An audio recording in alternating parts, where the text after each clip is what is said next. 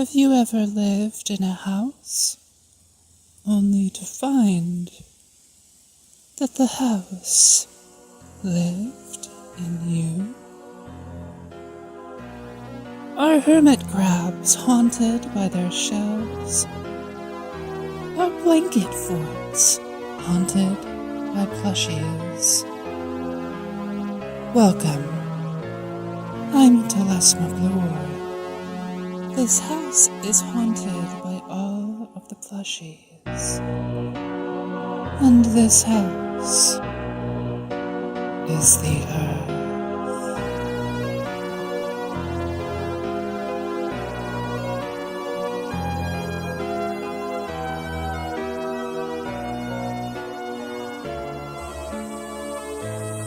In our previous episode, we interviewed UFO historian Jeff Knox on his experience of seeing a deer-like animal leap an impossible distance, apparently disappearing into a body of water near Extraterrestrial Highway. In this episode, we will speak with Erica Lukes about a series of experiences that she has been unable to explain in a house that was built well over a century ago. Much like Jeff Knox, Rachel Nelson, and Sarah Nielsen, Erica Lukes has long been interested in UFOs and was also raised in the LDS Church only to leave the church at a young age. She has long been immersed in the UFO topic, as well as the paranormal. In more recent years, she and Jack Brewer founded Expanding Frontiers Research, or EFR for short, a nonprofit for collecting and sharing reliable archival materials on UFOs and other topics, as well as original research relying on Freedom of Information Act requests. The purpose of EFR is to promote standards of research and evidence.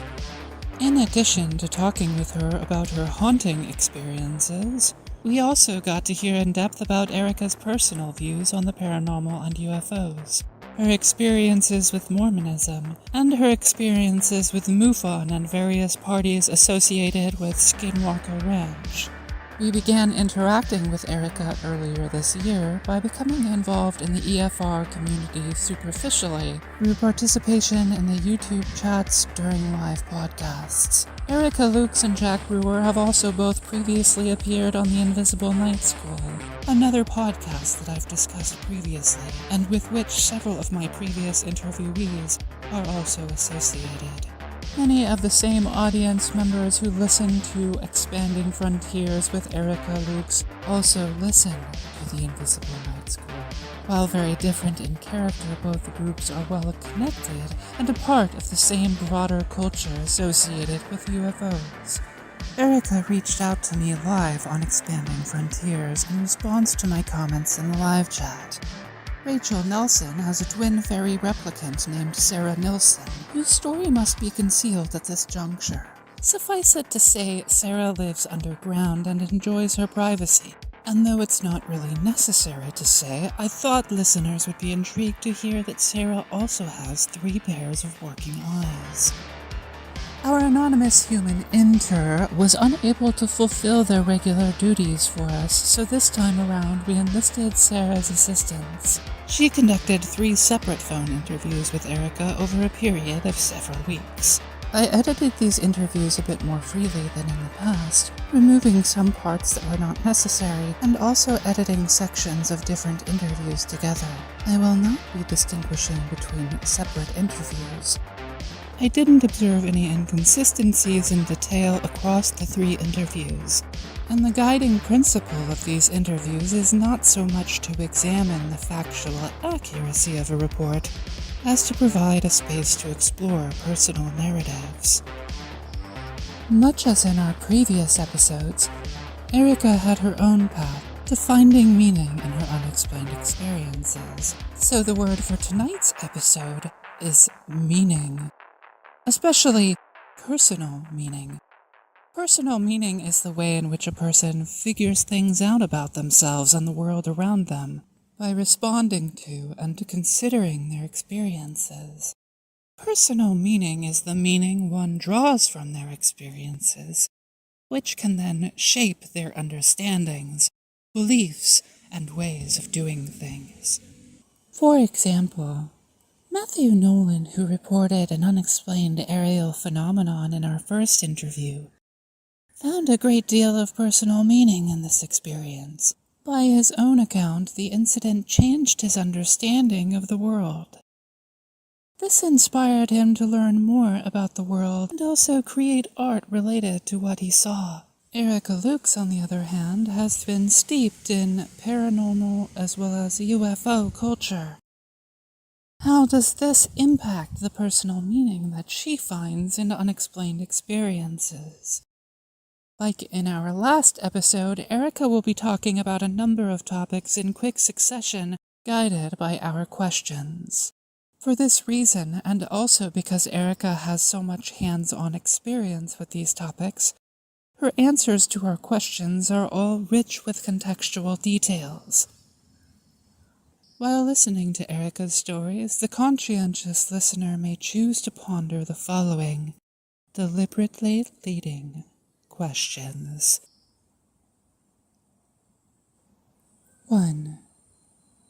How does she find meaning in the unexplained? 2. How does her interpretation of the paranormal and unexplained change over time? 3. How does she interpret the meanings that other people present for the paranormal? 4. How do Erica's unexplained experiences impact her understanding of the world? And 5. How do her experiences, overall, impact her understanding of the world?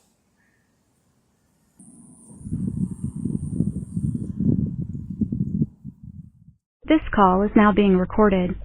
Hi, Erica. How are you? Good. I forgot to introduce myself last time, by the way. My name is... Sorry about that. No. I'm happy. Yeah, thank you for thinking of me to do the interview. Mm-hmm. Yeah, well... What does that sound? That's my cat.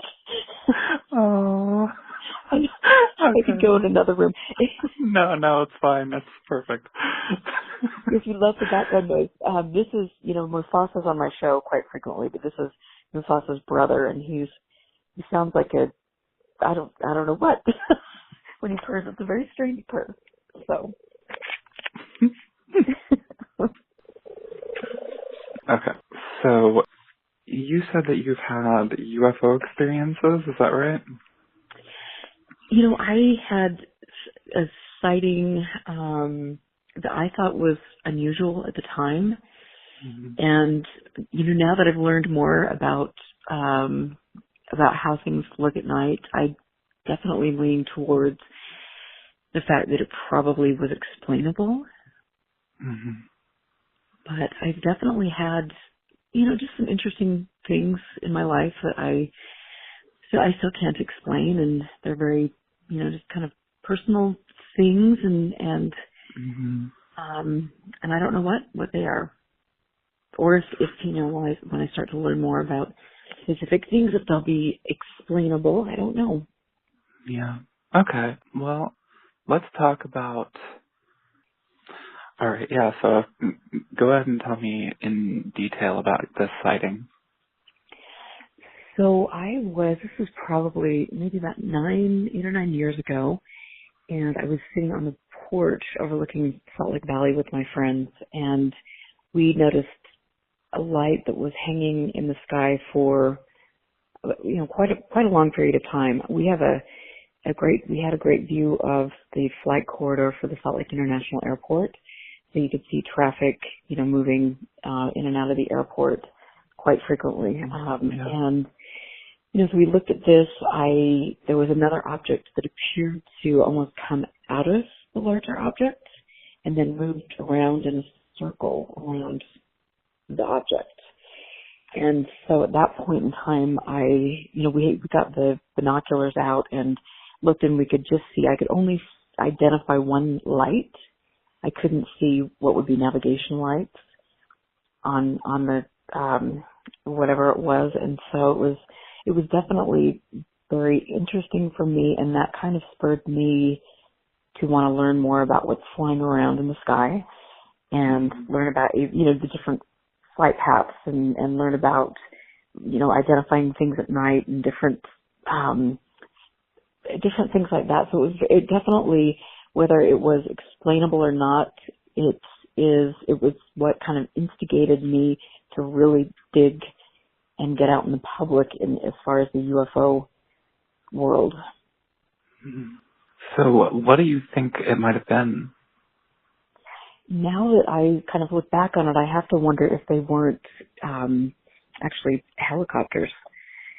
And because they were coming towards me, that the light could have been visible for a much longer period of time. They maneuvered, in a way that was a little odd, but I pay close attention now, and I look up in the sky a lot at night, and we do have a lot of helicopter traffic because we're so close to the NSA and different, military installations here in Utah. Mm-hmm. So that was really my guess. But, again, to me at the time, it was like, what is this? it was fascinating, and it did, like I said, it caused me to want to learn more. Mm-hmm. Yeah, and I mean, the way that you described the sighting it very much sounds like a classic UFO sighting or something like that you would read in a book or something, in a UFO book, Yeah. So, yeah, let's talk about these unexplained experiences that you've had in your life. I lived in a house when I was in my 20s, early 30s, and the house was it just had a certain vibe. And I remember one night, my husband and I had bought the home, and it was an old bungalow, just really, really cool. It was next to a former polygamist compound, and I mean, the whole area is just really neat. And the home was about 100 years old at that point in time, and it was our first little starter house, but he would be working late at night, and, it was like different things would move, or in one instance I recall there was something that an object that was sitting on a shelf that came off the shelf, and it was almost like it was thrown off the shelf. It was really strange. But then one night when I was at home, I was walking into my bedroom, and I could see a man leaning against the counter, and I thought it was my husband, just walked into bed, and he was asleep in the bed. And so I woke him up, and I just said, something's a little interesting around here, and I just want to run this by you, whatever. And he just told me, he said, yeah, I've been waiting for you to tell me that, because I've seen someone around here too.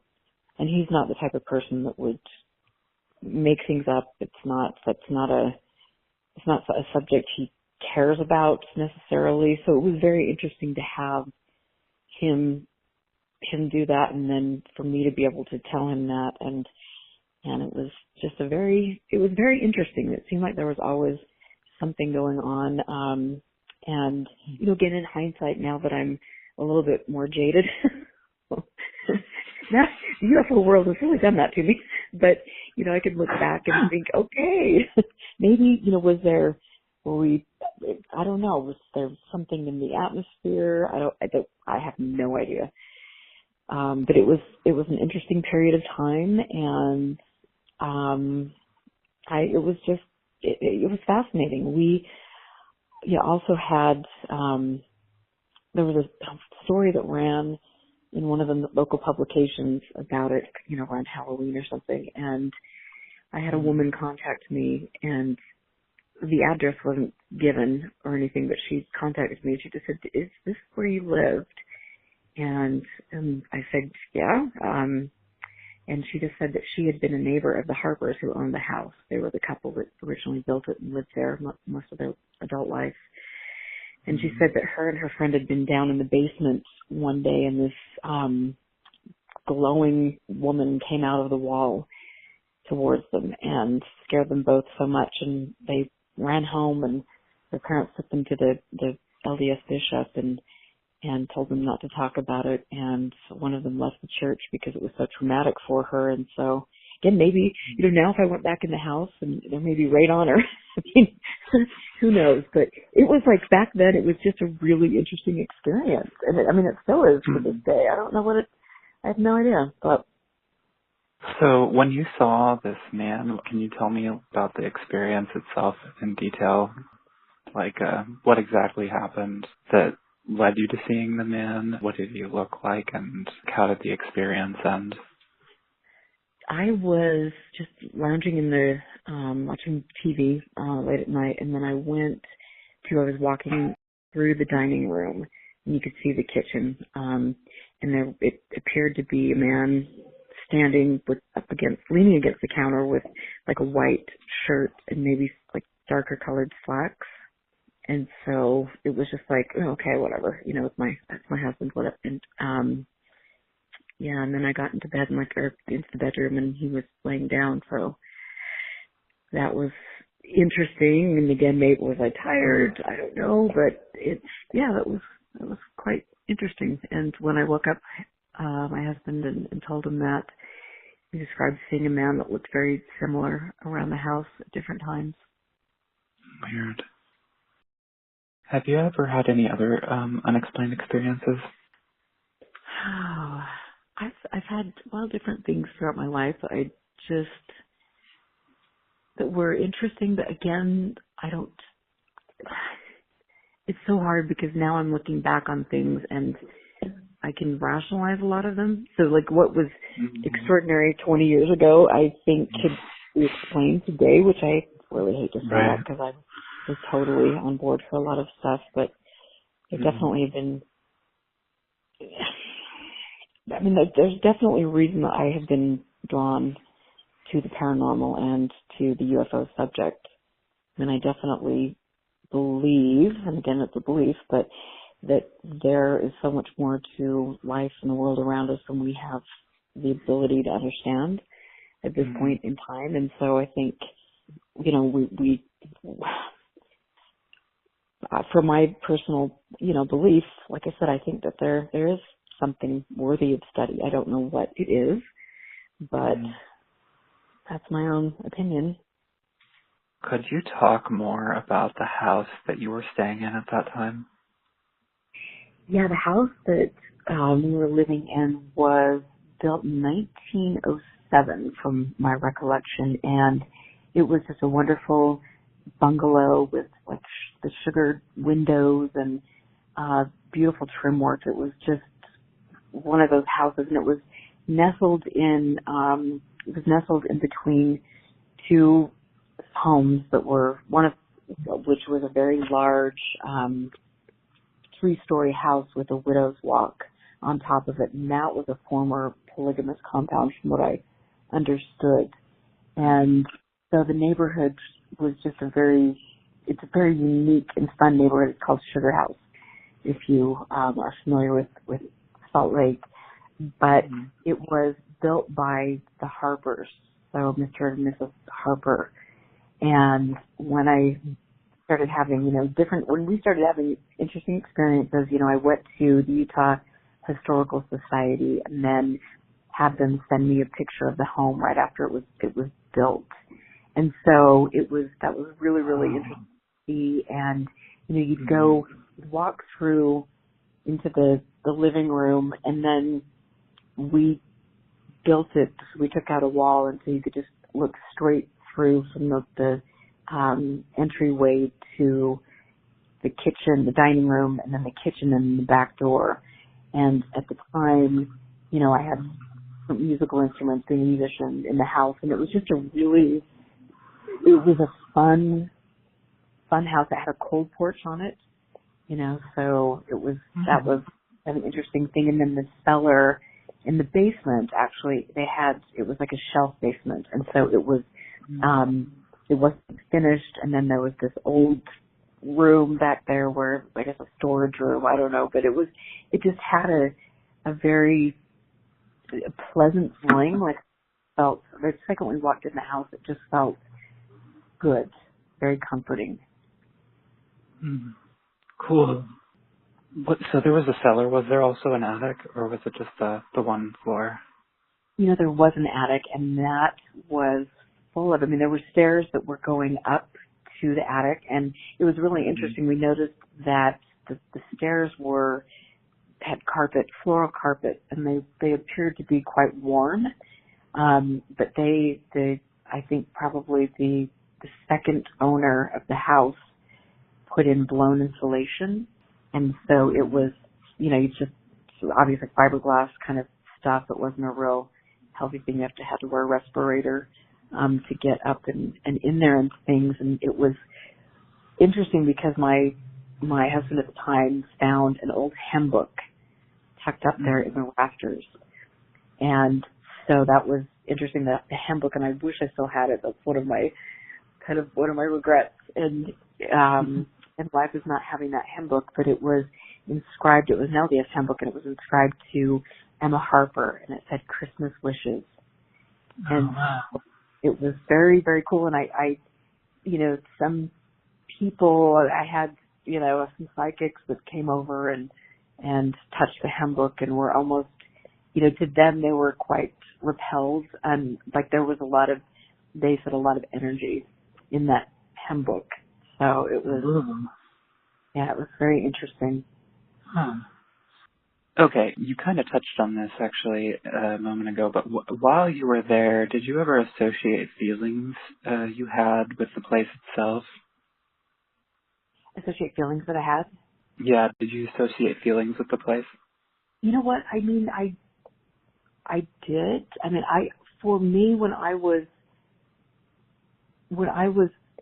there and interesting things were happening, and I felt almost as if something, whatever was there, was very protective of us and the house.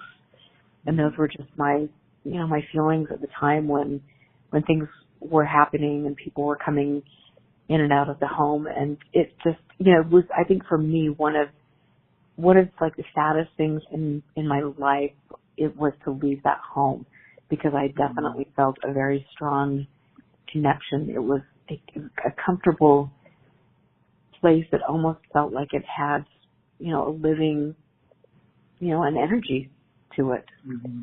Mm-hmm. So were you just renting? No, we bought it. And then we were divorced, and I was in position. This was back when the economy, I had a business at the time, which I still do, but it was when the economy tanked and I couldn't keep the business and keep the home, and so I had to sell it.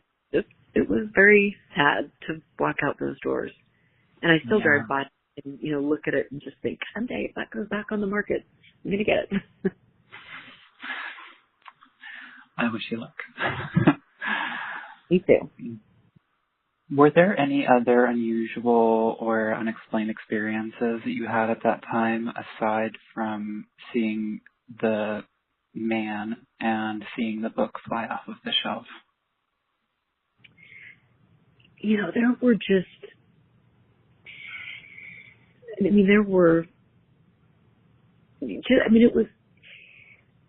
there were times, when you'd be in bed and you could, what appeared to me to be like the doorknob turning, and the door opening when I had felt that I'd shut it, or we had, things just being in different places. Trying to think of other things. There was just there was just, I don't know, we would go down in the basement and record. Like, I had my infrared camera. It was back when Sony was first out with their infrared and things, and so we'd go down to the basement and look for orbs and all sorts of things. But I'm sure, in hindsight, they were dust, but it was fun. It was a fun thing to do on Halloween. Okay. Do you think that the man that you saw could have been a real person? No. No. Why do you say that? Well, because if there was a real person in our home, I would imagine that our dogs, we had 2 boxers, would have reacted. Yeah. Okay. So, I mean, was it just me seeing something out of the corner of my eye and thinking it was, the figure of a man? That could be, but it was very interesting to have my experience validated by someone else who was claiming to see the same thing and wanted to wait until I had mentioned, that. So when you saw the, like, how good of a look did you get at him? Were you able to look directly at this person? You know what? It was so long ago and it happened so fast. I mean, I was just like walking, and I was probably maybe like 50 feet away. But it was kind of walking in and then seeing something, not necessarily like standing there and looking, but, to me in my mind, I saw somebody leaning against the counter.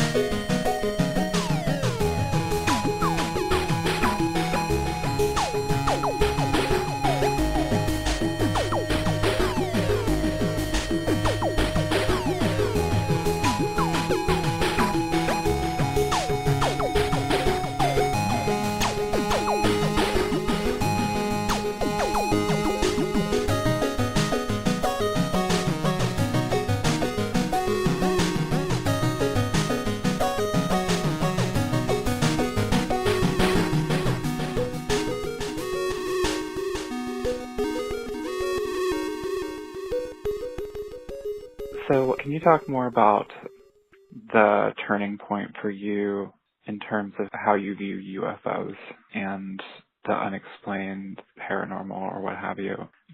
It sounds like in the past you had really different views and there was like a transition point. Is that accurate? Yeah, and honestly, it was a gradual transition. When I jumped into the UFO thing and became the state director for MUFON. And, I started noticing, and then I was also working with the communications team, and I just started asking questions about things like, where is this data going? Why after 50 years of collecting all of this information, why haven't there been any white papers published? Why isn't anybody doing anything with this? And it was, a lot of just blank stares and no responses, and kind of just that was very odd to me. And I also, having known some of the people in different MUFON chapters and seeing the nonsense that they were promoting on behalf of this organization, it's stuff that's just not even okay by any stretch of the imagination, and that again raised red flags to me, going to conferences and listening to people speak who I believe some of them were very genuine and believed the things that they were saying, but some were grifting and taking a story that was probably made up and going on the lecture circuit for 50 years. So it was little things like that started to happen. And then, I during that whole time, in fact, longer than I've been publicly in the UFO field, I've been learning about Skinwalker Ranch and studying that and going up and doing interviews with people around the ranch, in the Vernal area.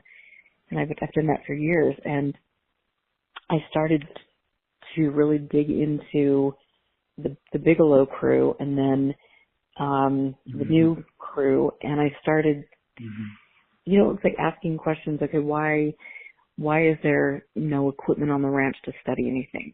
Why, where, what are you guys doing? Why are you parading around with, semi-automatic, AK-40, whatever they are, AK-15s?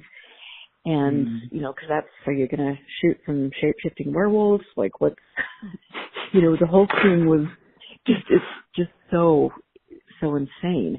And then I also started looking at, really understanding, some of the myths that were put out there about the skinwalker, which is not even, it's Ute, land around there, not Navajo. And so all of these little things started to unravel, and you could never find any tangible evidence of, okay, yes, the skinwalker curse came from here. It came from George Knapp. And then, that was put out to the public to sell a line of goods. And again, it's just created this little cottage industry for all of them, and who knows what was truly going on behind the scenes, but I'm quite certain it had nothing to do with paranormal, or UFO, any scientific research. So that really was one of those things, just adding all of this up and really knowing that this is the majority of what's taken place.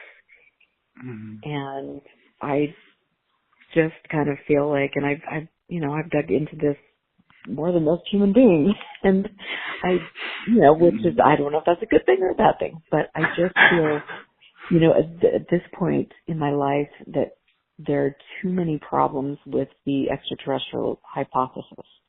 Yes, we would be stupid to think we are the only thing out there, the only life form, but for right now, I believe that I'm fairly certain that the extraterrestrial hypothesis was inserted into the narrative during a specific period of time in our history, and it was a great diversionary tactic for different governments to use, and then again, like I said, for people who are grifters, and come up with these little spaceman stories and things like that. So I think that definitely makes a lot more sense than extraterrestrials coming here on a spaceship that has blinking lights, and then the beings get out and oh my gosh, they've got 2 arms and 2 legs and 2 eyes.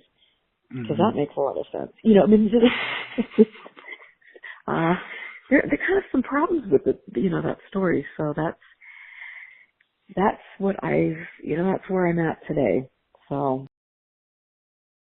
how would you describe MUFON as an organization in terms of what they do and how they're organized to do it?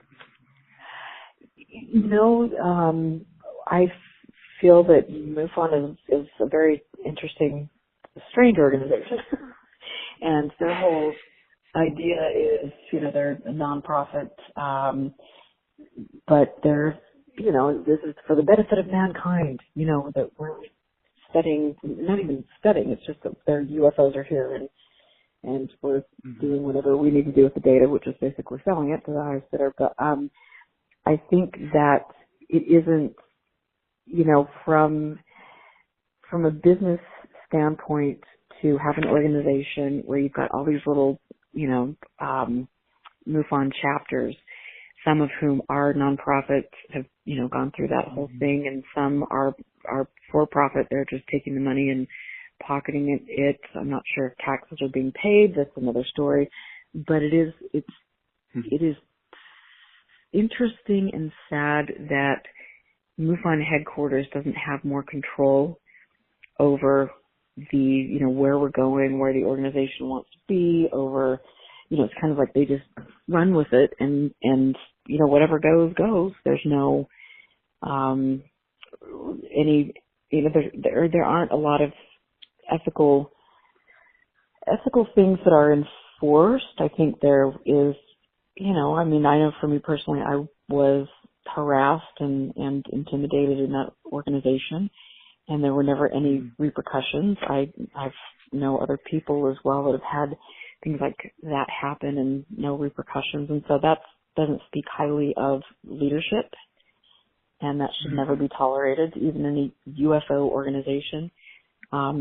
Also, there was some work done a few years back about some of the implications as far as the taxes and the nonprofit status. And so, again, it's very interesting. I think the organization is nothing but a data collection, I mean, who knows what they're doing? I don't know.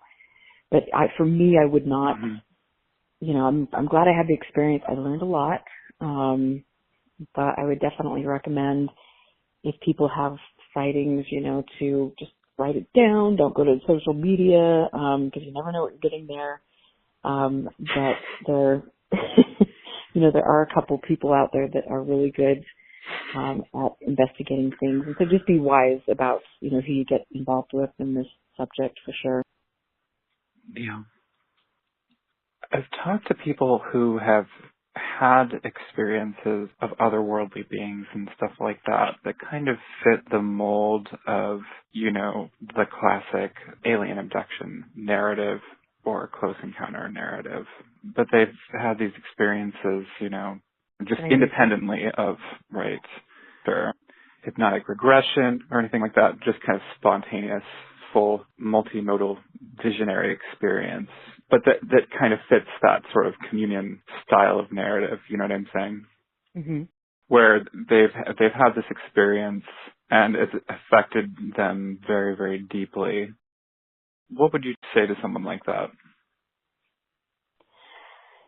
You know, I would just say again, I would just urge caution, and I would not, if you have experiences like that, I would not honestly turn to anybody in the UFO field for, to especially for hypnosis or things like that. I think a lot of people involved in that, probably from what I understand, tend to lead witnesses into thinking things and going down rabbit holes. And so and even if you're, you know, contacting somebody and people that I can think of in the field that I'm not going to name that are like the lead quote-unquote abduction experts, experiencer experts, you know, they, again, have specific belief systems, and I don't necessarily think that's in the best interest of somebody who has had what they feel to be an experience, so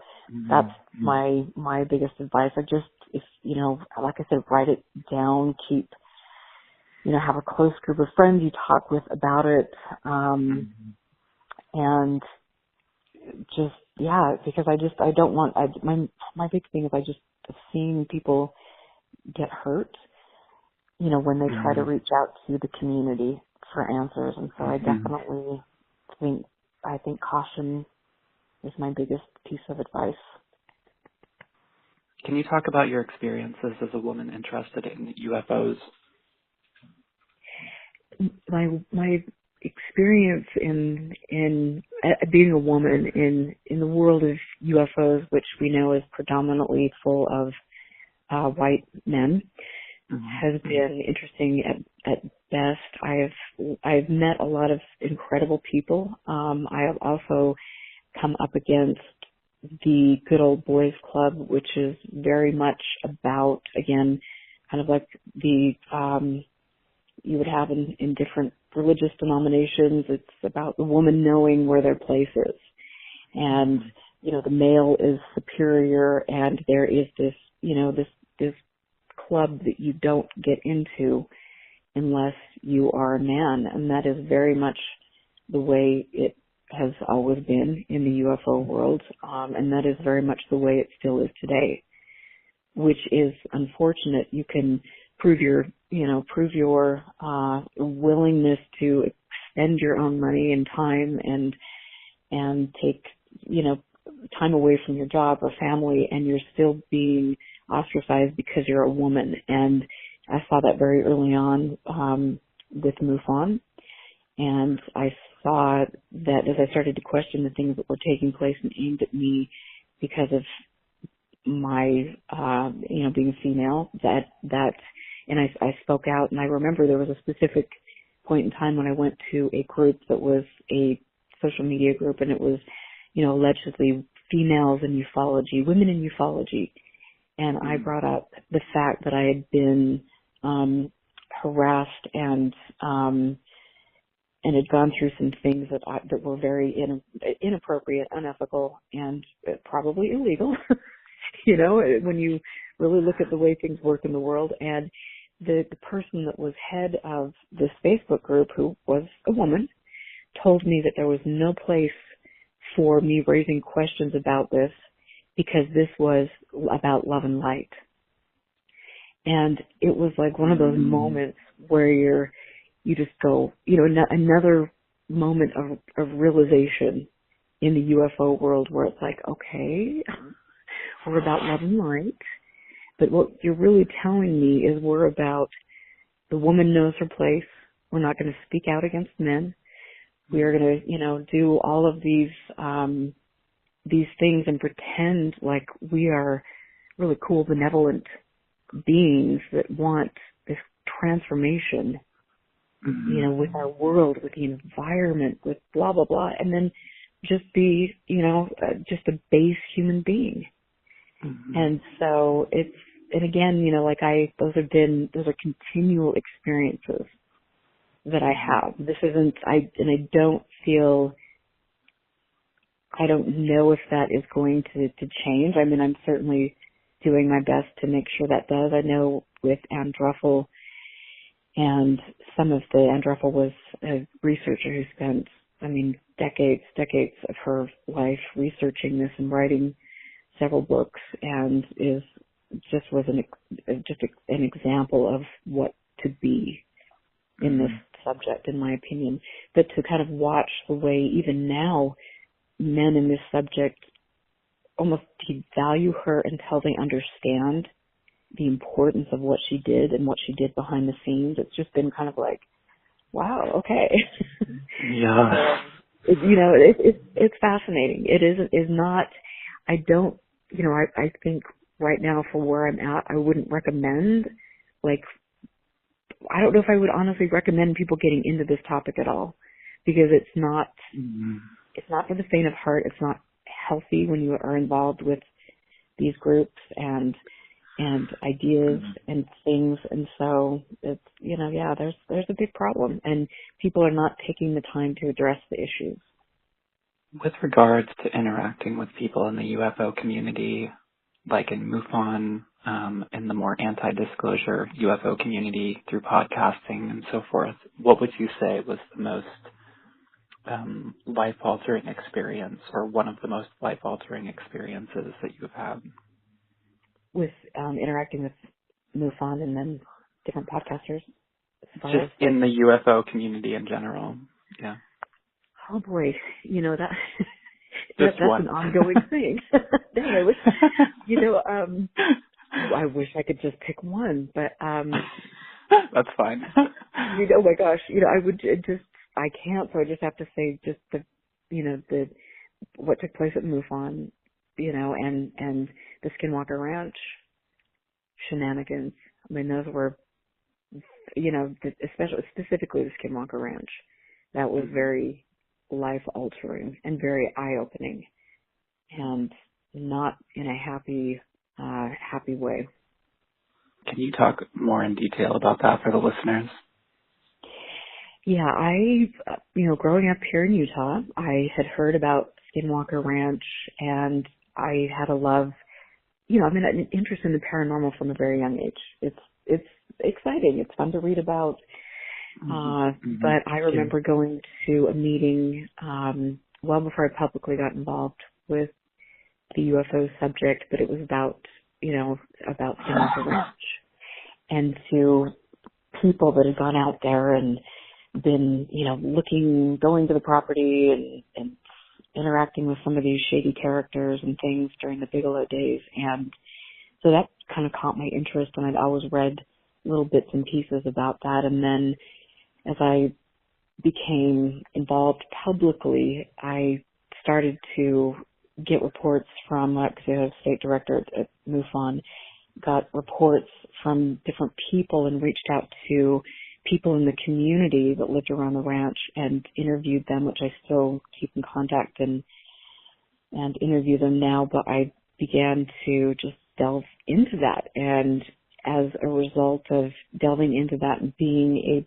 public figure, I was subsequently approached by the usual characters that have approached and attempted to handle many other people in the subject, and have successfully done that.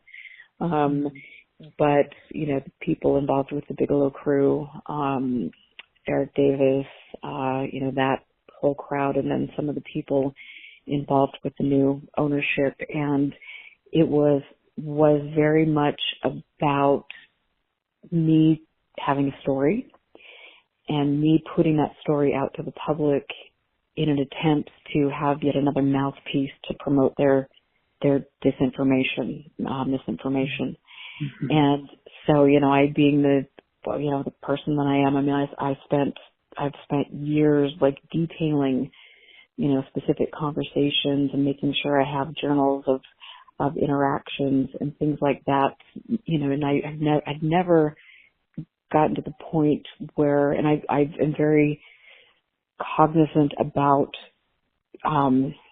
being trustworthy, and I want people to feel like that. I would disclose specific information about those conversations, and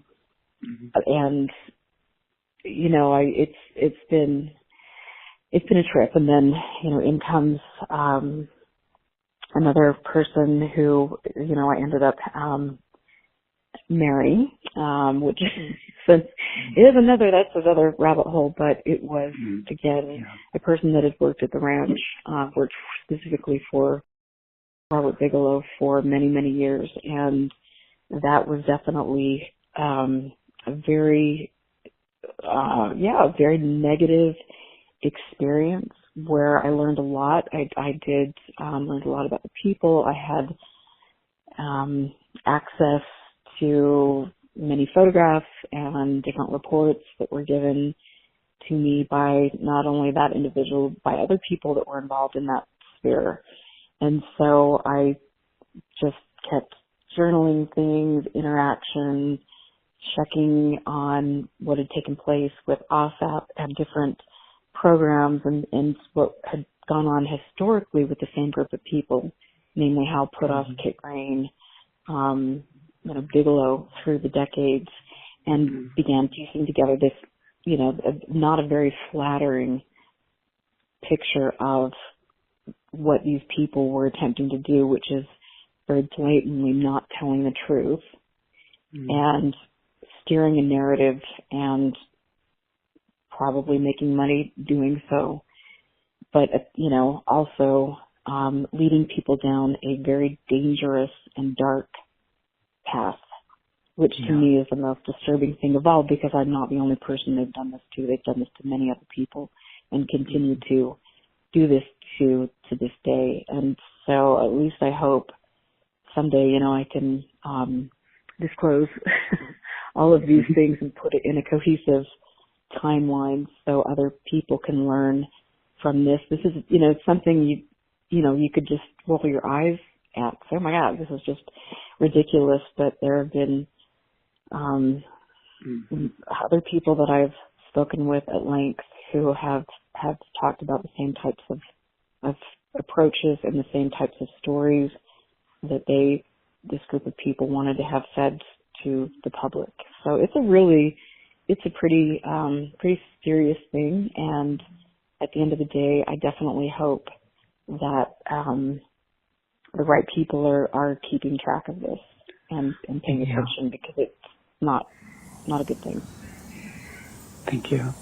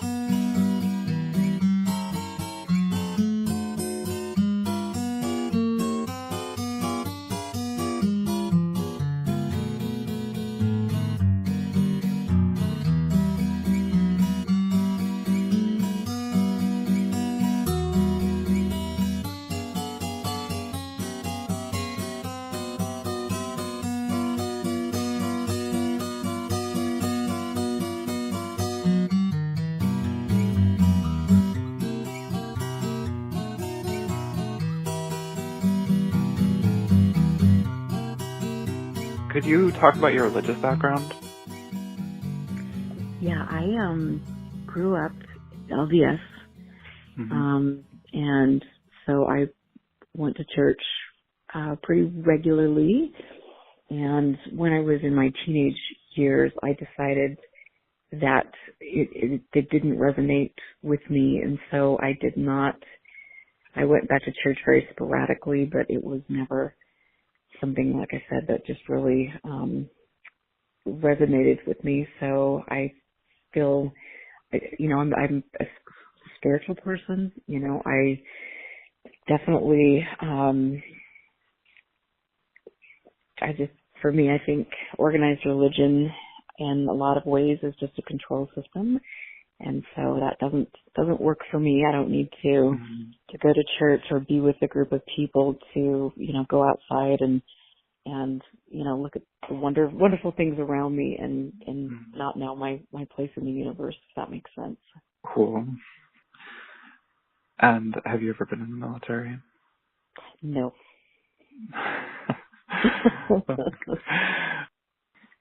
Could you talk more about when you left the church? At that age, did you have criticisms of the church?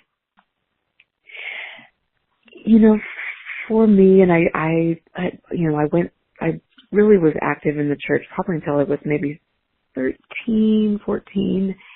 And so growing up, it was fun. It was, you go to church, you go to Sunday school, you're with a group of people that, you, for the most part, enjoy seeing, and you're singing popcorn popping on the apricot tree and Book of Mormon stories and, just all of these things. And so it wasn't really, my experience was fairly positive until I, had a couple instances where, I started to question, people, it was interesting. I grew up with a mom, a single mother. My parents got divorced when I was a year old, and I watched how difficult it was for her as a single mother, and some of the, some of the bias towards her because she was single. It was definitely not the LDS way. I also had experiences where people were making comments that were pretty racist, and that bothered me. And whether that was something to do with the church environment or something to do with the age of the person, whatever, these things started to bother me. I could go down a whole long list and say, these are things that just don't jive with me. I think the polygamist aspect is, it's interesting.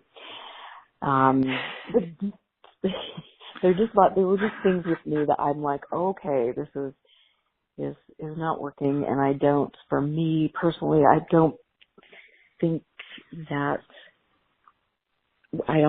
some of these ideas or behaviors were very Christ-like. And that's not to say that I don't have friends that are very dear to me that are deeply religious and believe very strongly in their LDS faith, and they're some of the most wonderful people in the world. So it's just like with every group or religion, there are good people, there are bad people.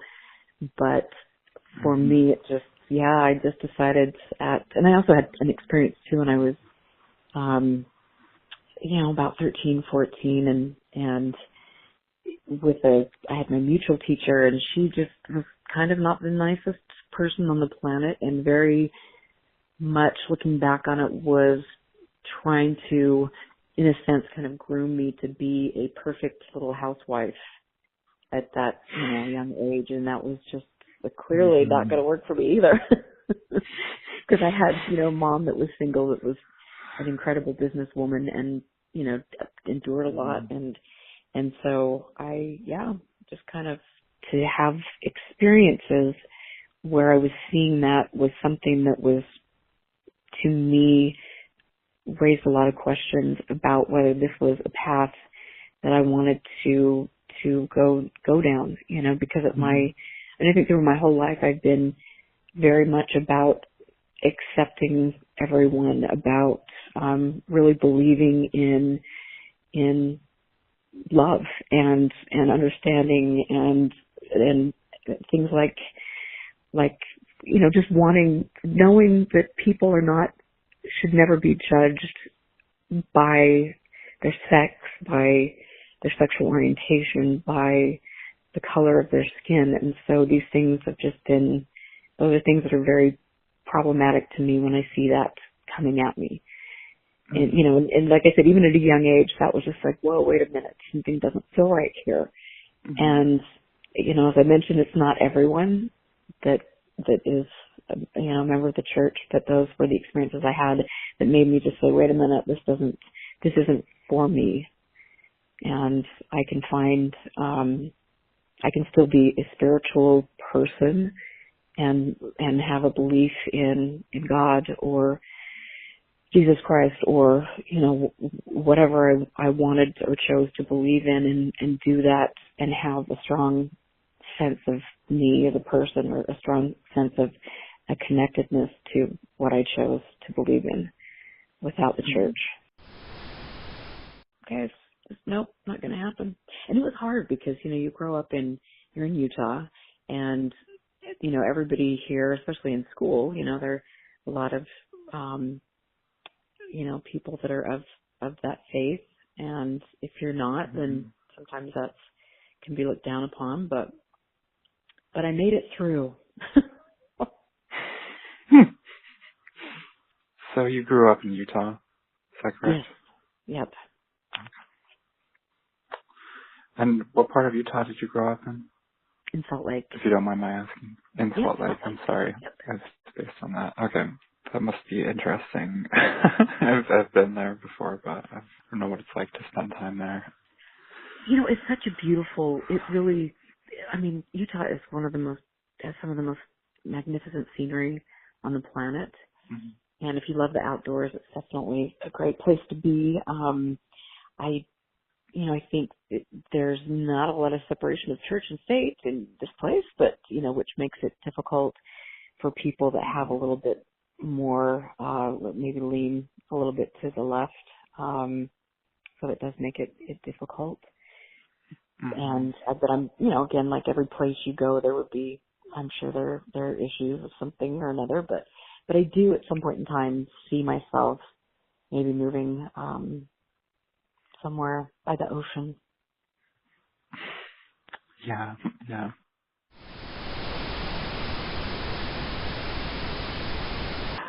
Wow.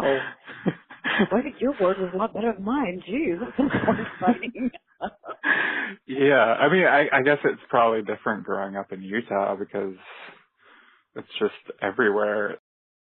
It is interesting though how you definitely have Utah Mormons and not Utah Mormons, but that is interesting to hear that, and I definitely, maybe I just wasn't paying attention back in my youth of people telling stories like that in our ward and things, but.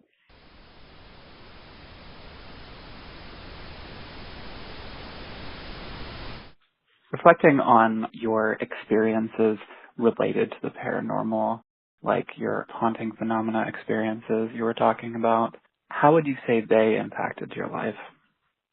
They were, it was, for a long period of time, it was a very exciting, it's kind of a fascinating thing, and I never felt anything negative about wanting to understand what was going on around me or some of the experiences I had that could now be explained or could still not be explained. And so that was a really fun part of my life. And that was a majority of my life. It's just been the past, 10 years that has been really quite exciting, but in a negative way. But that was, those are memories and experiences that I definitely hold very dear to my heart, and it was very positive. And so, that's, I think, one of those areas, where I look at now what I've been through and look back, reflect on those moments in my life where it was just like, wow, this is wonder. This is a sense of what could be, or discovering new things. And that's really a powerful, it should be an empowering thing. And, we should never be, afraid to ask questions and to explore and to have personal experiences, and to, like I was mentioning, just to hold those dear to you.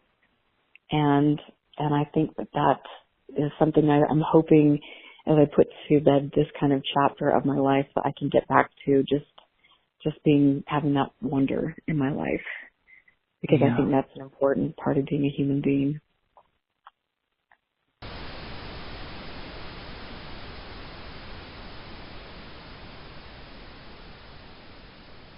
But anyway, I think the interview is pretty much over, unless there's something that you wanted to talk about specifically to add to this interview.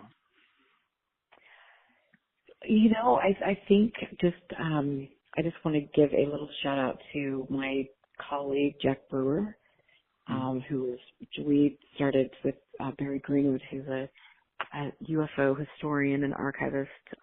We started a nonprofit called Expanding Frontiers Research, and we have been doing the archiving of important historical documents, and then also doing investigative work on specific things. And so I just have to give a shout out to both Barry and Jack, and tell people to go to expandingfrontiersresearch.org to see what we're up to, because it's just been a blast. So that's my spiel. Awesome. Well, thank you. But have fun outside. All right. Thank you. Have a nice day. I will talk to you. I'll touch base with you. Yeah, for sure. Yeah. Cool. Take care. All right, you too. Bye-bye. Bye.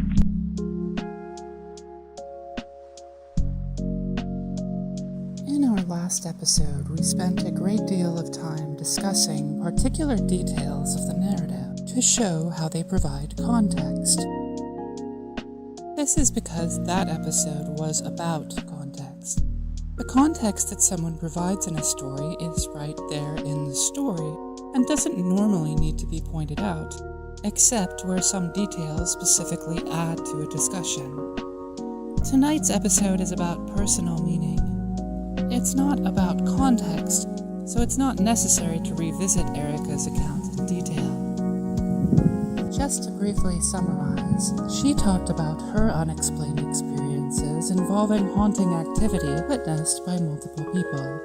She discussed seeing an apparition and some poltergeist activity. She also talked about how at the time of these and other strange experiences, she had explanations for them, less often than she does now. She has reevaluated them over time from different perspectives and contexts in her own life. So many of her unexplained experiences have become explained. She also talked about growing up Mormon and her reasons for leaving the church, and she described what it was like to work for MUFON and to associate with people working at Skinwalker Ranch at the time when it was owned by wealthy businessman Robert Bigelow.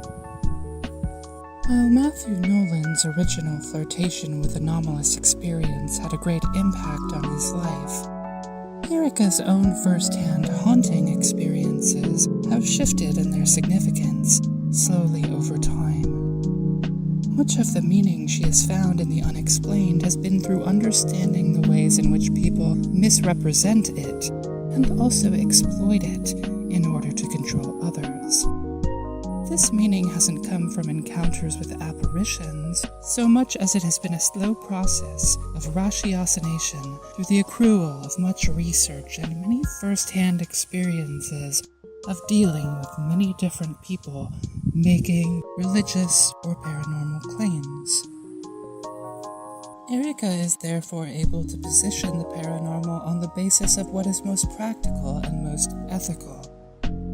For her, trying to understand or to encounter the paranormal itself is an exercise in curiosity, fun, and the thrill of enchantment. However we engage with it, shouldn't it after all be something positive, healthy, and overall non-toxic as a topic? Yet in order to get to that thrilling and fun side of the paranormal, there also tends to be a process of getting through all of the hokum and toxic behavior that people like to engage in around the paranormal. So while sometimes an experience in itself may greatly impact a person, one may also find a greater degree of meaning through reflection and reassessing one's previous assumptions. This principle of the gradual versus sudden meaning of experiences can even be seen in the body of personal reports that we have so far gathered here at the Earth, taken as a whole. Erica's is our fourth personal narrative in what has become a kind of small oral history project. Rather than being simply case studies, each report lends itself to an overarching narrative. Our first interview was with a relative stranger. Our second interview was with a new acquaintance in an online UFO community. Our third interview was with a UFO expert and online cohort from the same community. And this interview is with an experienced and highly reputable professional in UFO culture, who is yet another online cohort in the larger UFO community. I have framed each individual interview to highlight different ways of looking at someone's personal story. But this podcast is also a story.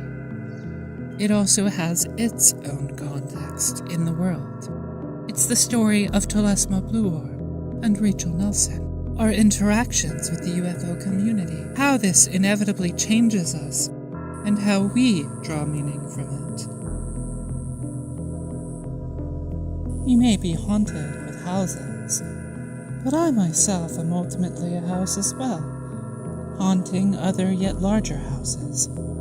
It's houses all the way down, and houses all the way up. Now, Rachel Nelson is our girl in the plasma currently, so her haunts are a bit different from ours. Still, she does continue in this realm, even if at great distance. And she is still inextricably bound to the story that we are all a part of. So she will be returning from the filaments very soon to be interviewed by Erica Lukes on the Expanding Frontiers podcast. Please be sure to also check out that interview, a kind of crossover episode with the Earth that is currently scheduled for Saturday, July 8th as of this recording. A link to that will also appear in the episode script when it's available.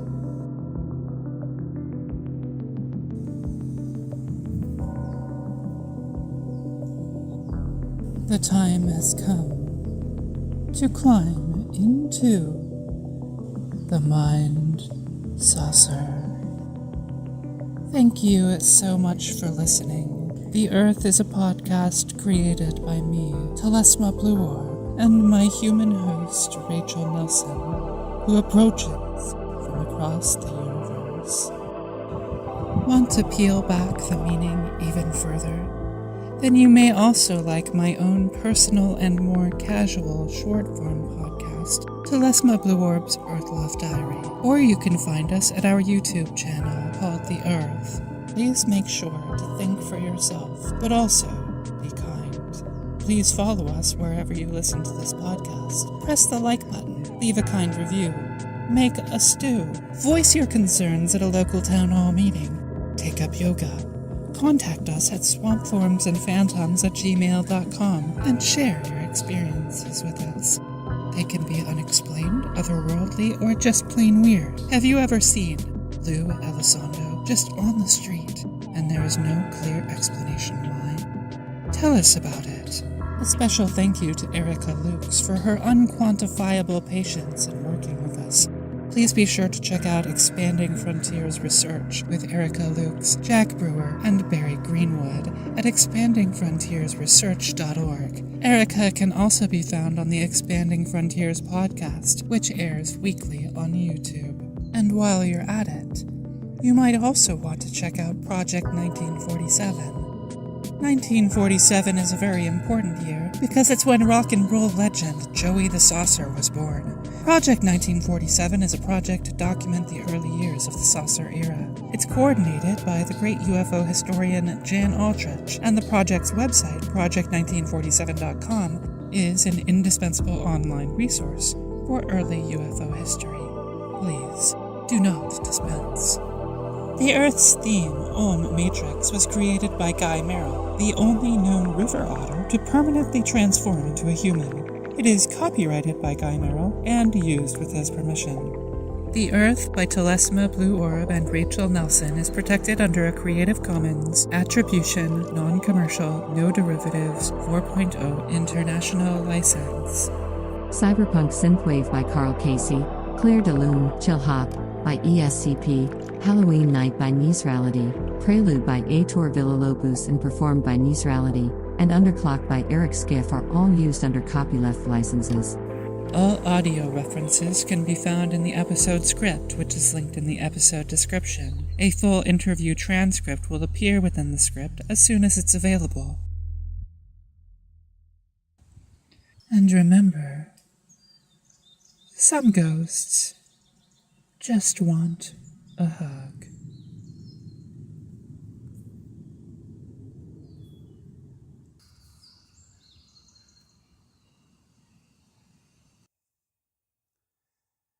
Original Peoples Acknowledgement. Many lands throughout the world have been colonized without the permission of those living there. This work is created in and around the Portland Basin region, which is the ancestral home of many different peoples. They include the Cowlitz, Klikatat, Molala, Tualatin, Clackamas, Kathlamet, Multnomah, Wasco, and Wishram, among others.